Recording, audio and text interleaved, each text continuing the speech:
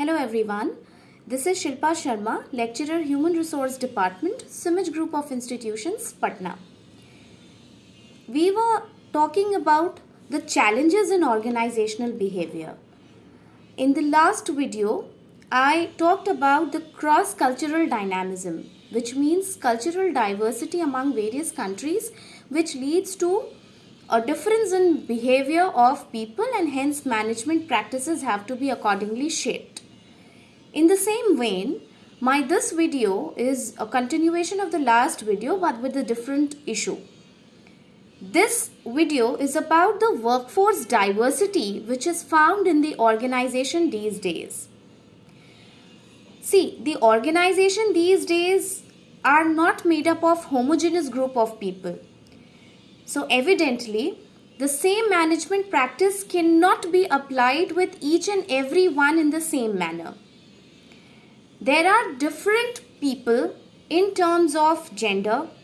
For example, we see that there are women who are coming up more and more in the middle management and even in the top management. Then we have people from economically backward class, for example, SC, STs and other people who need to be given appropriate attention in the organization. Then we have people who are different in their academic background.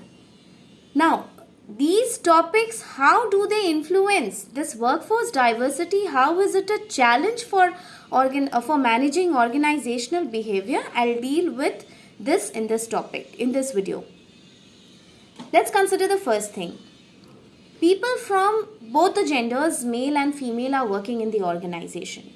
But the proportion of females have gone up many times since the last few years. Now, this is good for the organization also, but it poses a challenge also. Challenge in what sense? See, the thing is that though women are coming up in the organization, there are some problems associated with women. First, again the culture thing comes in between. Since we live in a predominantly male society, which is male dominated society, a patriarchal society, so the difference in male and female gender comes automatically. Now, since women are supposed to be conventionally taking care of the houses, so sometimes this is reflected even in the organizational decision making. Sometimes it is felt that there is a distinction between man and a woman with the same caliber when the question is of providing them with opportunities to rise further in the organization. Then wherever women are working in the organizations have to make sure that there is no case of sexual harassment, any kind of sexual favors in the organization. Now, there's another thing like SC, ST categories. The public sector organizations, they have separate quotas as per the government rule for hiring these SC, STs and economically backward people. But if we talk about the private organizations, there's no such thing. However, more and more recruitment drives take care of any kind of skill lag, if there is any, in people coming from economically backward castes or areas.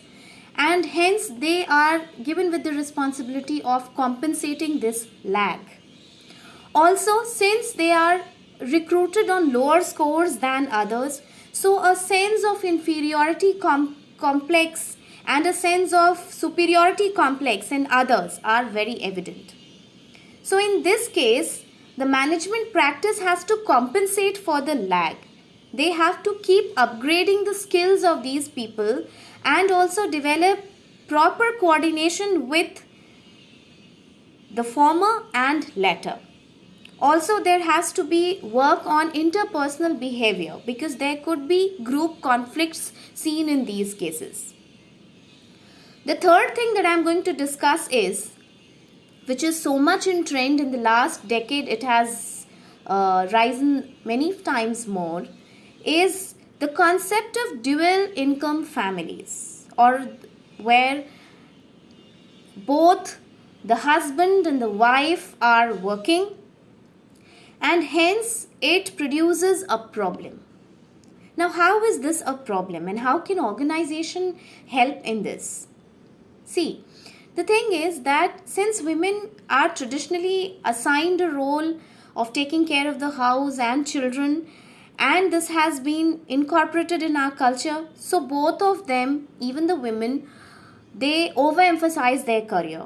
There could be problems of ego clash. There could be problems of sharing the roles and responsibilities at home. This could be reflected even in the organization, because this is also one of the major reasons of stress in this generation. How can organization help?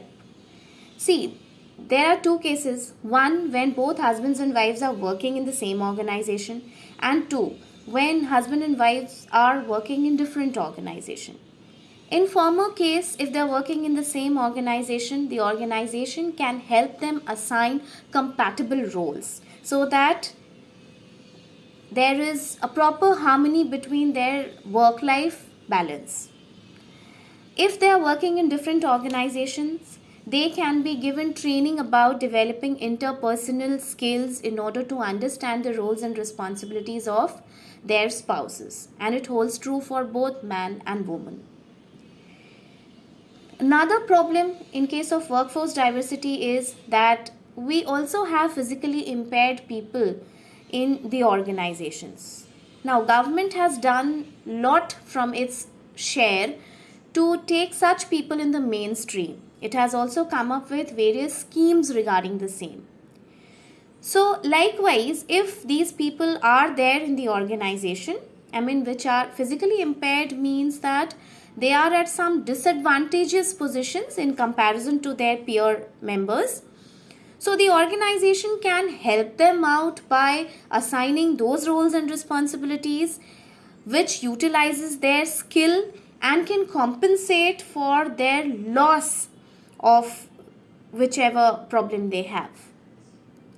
Also, they should not be given something which is physically very, very strenuous.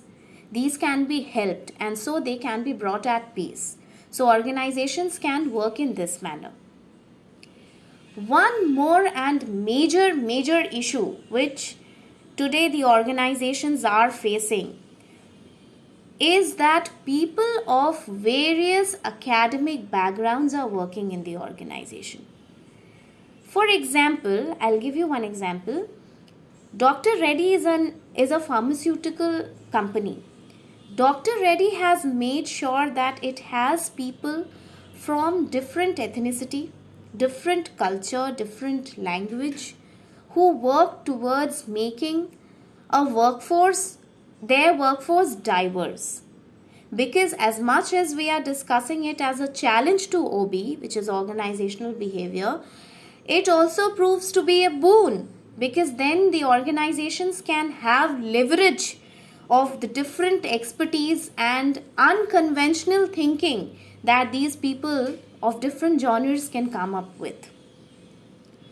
So when organizations have people from various academic backgrounds, what happens is that India or even the countries abroad, the nations abroad, the organizations of the nations abroad, there is a rise in workforce aspiration. So when there is a rise in workforce aspiration because more number of people are educated than it was earlier, so they would of course stand upright for their rights, for a better work life, for hygienic work conditions, for more flexibility, for more benefits, for more facilities that an organization could provide them with, which has now almost become synonymous with their rights. And for an organization to bear its name high, it becomes a challenge for it to cater to the aspirational needs of people coming from various backgrounds. For example, if you talk about knowledge workers, the trend for knowledge workers has risen many folds more in these years. For knowledge workers are those people who have who are hired because of some occupational characteristics, expertise in some occupational characteristics, If you see that example, you can see that example in IT companies. Now, these knowledge workers also have certain demands. They have a paradigm of performance. For examines, for example, if they are working good, they want the concept, they want the idea, they want themselves to be talked about. They want reward and recognition immediately. So, organization in this way has to devise a framework where it understands the requirements and needs of various people working in the organization, cater to their area of need, but at the same time they should end up not discriminating with anyone else. Now, this is not as simple as it sounds. So all these factors contribute to workforce diversity. The workforce is becoming more and more diverse, and it has become a challenge for the organization to be met. Thank you.